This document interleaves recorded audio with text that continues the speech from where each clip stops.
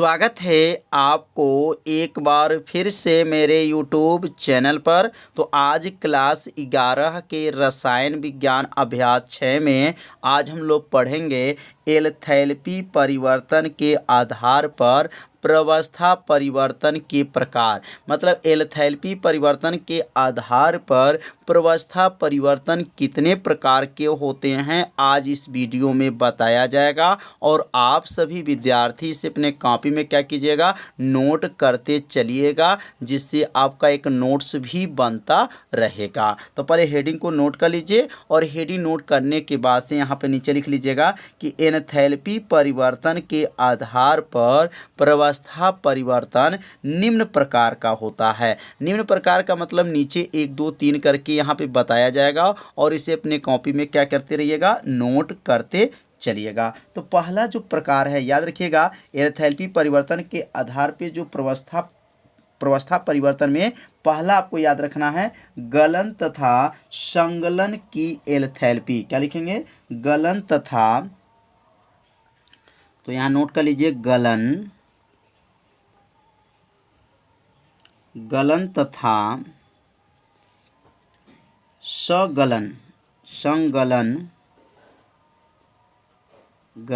संगलन की एल्थैल्पी। पहला क्या इसका प्रकार है, तो पहला जो है गलन तथा संगलन की एल्थैल्पी। दूसरा जो है वाष्पन, क्या लिखेंगे यहाँ पर, वाष्पन तथा संघनन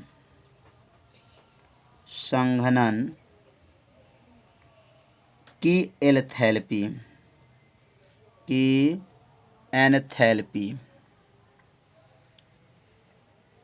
और तीसरा जो होता है ऊर्ध्वापातन है, याद रखिएगा, ऊर्ध्वापातन की एल्थैल्पी।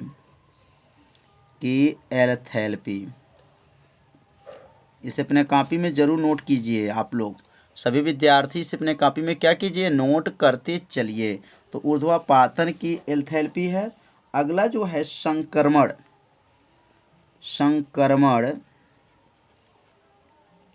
एल्थैल्पी।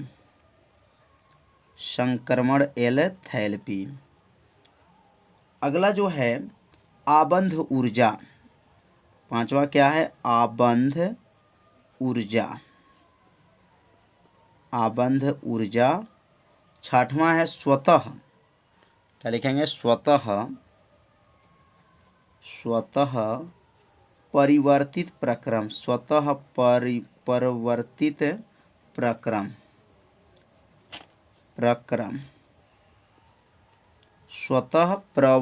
क्या है, प्रक्रम। और अगला जो है सातवां है स्वतः अप्रवर्तित प्रक्रम। समझ में आ रहा होगा। तो अगला लास्ट हम लोग पढ़ेंगे जालक एल्थैल्पी। क्या होता है, जालक एल्थैल्पी। टोटल हम लोग को पढ़ना है 8 प्रकार। अब 8 के बारे में जो है अध्ययन करेंगे। तो यहाँ पे क्या है, जालक एल्थैल्पी है।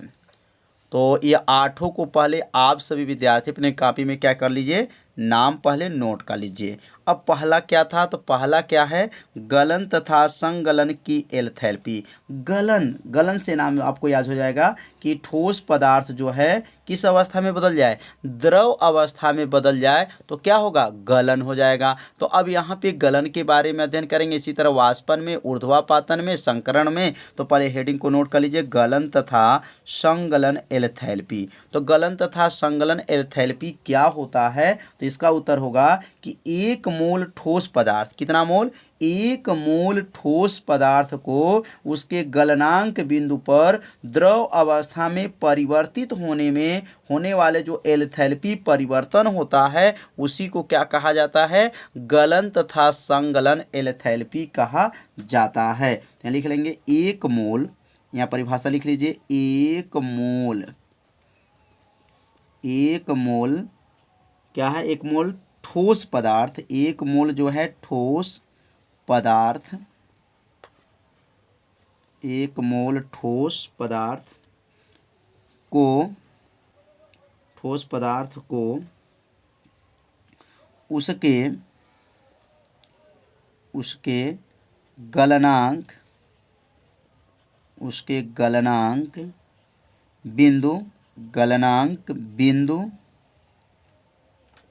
बिंदु पर द्रव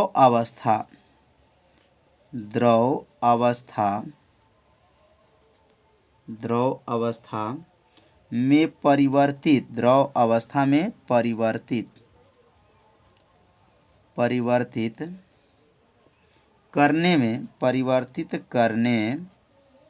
करने पर होने वाले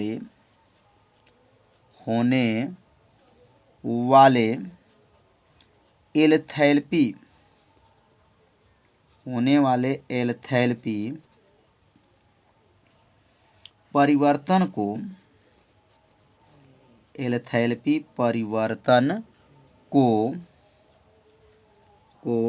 गलन एंथैल्पी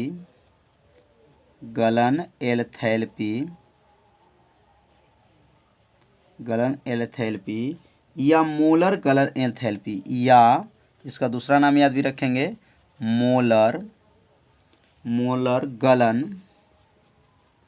गलन एंथैल्पी कहते हैं। इसे आप लोग 2 बार पढ़ेंगे ना तो परिभाषा क्या हो जाएगा, याद हो जाएगा। तो एक बार और परिभाषा को देखते हैं। 1 मोल ठोस, मतलब जो ठोस रहेगा वह 1 मोल का होना चाहिए। 1 मोल ठोस पदार्थ को उसके गलनांक बिंदु पर द्रव अवस्था में परिवर्तित करने पर होने वाले एंथैल्पी परिवर्तन को क्या कहा जाएगा, गलन एंथैल्पी या मोलर गलन एंथैल्पी कहते हैं। अब यहाँ पर जैसे यहाँ पे नोट कर लेंगे, जैसे आपका H2O, अब H2O का नाम क्या है, जल है, तो यहाँ लिखेंगे यहाँ पर H2O। अब जल जो है या जो है किसमें है, सॉलिड में है, मतलब बर्फ है। H2O मतलब क्या है, बर्फ इसको बोला जाएगा। और यहाँ जो है H2O में बदला H2O, और यहाँ क्या हो जाएगा, गैस, मतलब यहाँ जो है ठोस अवस्था सॉलिड, और यह क्या हो गया, लिक्विड, यल हो गया।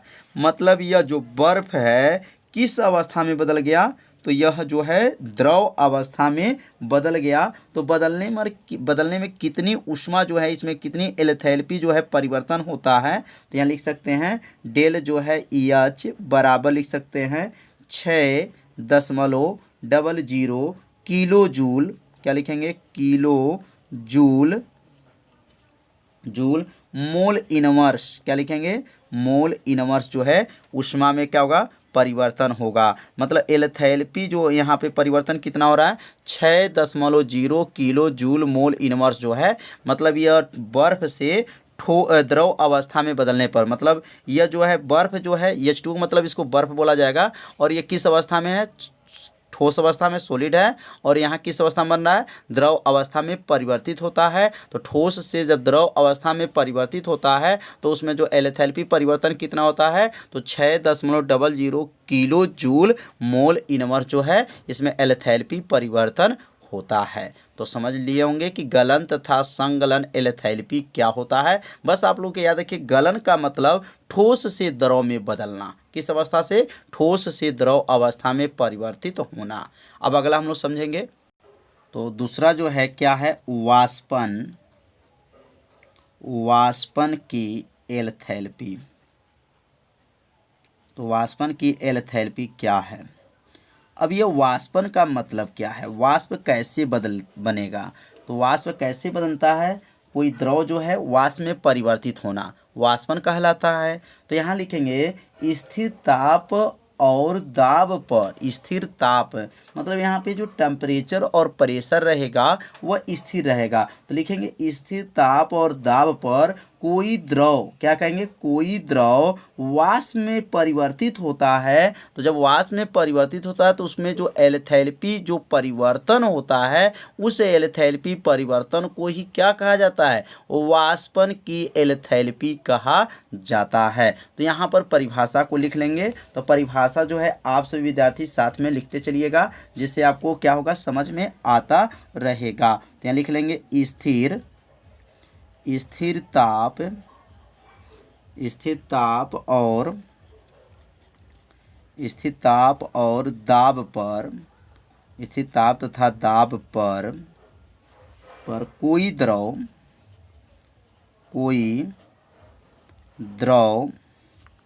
किसमें, द्रव, अब देखिए कोई द्रव किसमें लिखेंगे, अब कोई द्रव वाष्प में, किसमें, वाष्प में बदलने पर, वाष्प में परिवर्तित होने पर, वाष्प में परिवर्तित होने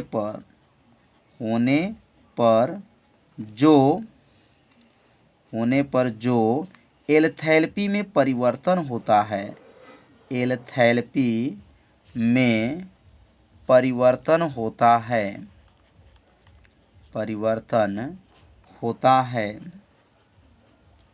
है उसे क्या कहेंगे, उसे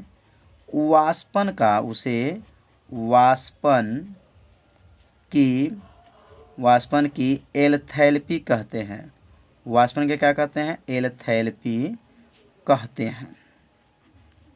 समझ में आ गया होगा। बस इसे 2 बार पढ़िएगा, आपको उत्तर क्या हो जाएगा, याद हो जाएगा। कैसे बोलेंगे, स्थिर ताप और दाब पर कोई द्रव जो है किस में बदलेगा, वाष्प में बदल जाता है। यानी कोई द्रव जो रहेगा वह वाष्प में बदल या परिवर्तित होता है, तो जो एंथैल्पी में परिवर्तन होता है उसी को क्या कहा जाता है, वाष्पन की एंथैल्पी कहते हैं। अब जैसे यहाँ नोट कर लेंगे, जैसे यहाँ पर H2O है। अब ये H2O जो है लिक्विड है, क्या है, लिक्विड है। अब इसको जब गर्म करेंगे, या लिक्विड, यल का मतलब लिक्विड होगा, और यहाँ जो H2O बनेगा, जो वाष्प बनेगा या जो जल बना है, ये किस अवस्था में आ गया, वाष्प अवस्था में आ गया। मतलब ये जो जल है वो लिक्विड में, मतलब इसको गर्म करेंगे तो ये जल किस में बदल जाएगा, वाष्प में बदल जाता है। तो यहाँ पे जो इसका ऊर्जा परिवर्तन होता है, एंथैल्पी परिवर्तन होता है, वह कितना होता है, तो याद रखेंगे 40 जो है 29 किलो, याद रखिए 40.29 किलो जूल, क्या लिखेंगे, किलो जूल, और यहाँ लिखेंगे मोल इनवर्स जो है यहाँ पर एंथैल्पी परिवर्तन होता है, कितना होता है, 40.29 किलो जूल मोल इनवर्स जो है, या जो है द्रव से वाष्प अवस्था में बदलने पर इतना जो है एंथैल्पी में क्या होता है, परिवर्तन होता है। तो समझ में आ गया होगा कि जो है गलन एंथैल्पी क्या है और वाष्पन के जो है एंथैल्पी क्या है। तो आज के जो वीडियो में 2 जो हम लोग पढ़े, क्या क्या पढ़े, गलन का और क्या है, वाष्पन का, और से जो है 6 जो इसका जो प्रकार है कल के वीडियो में जो है बताया जाएगा। तो आज का वीडियो कैसा था, आप सभी विद्यार्थी जरूर कमेंट कीजिएगा, वीडियो को लाइक कर दीजिए, और चैनल पर यदि आप पहली बार आए होंगे तो चैनल को सब्सक्राइब जरूर कर लीजिए। तो मिलते हैं अब अगले भाग में, तब तक के लिए सभी विद्यार्थियों को नमस्कार।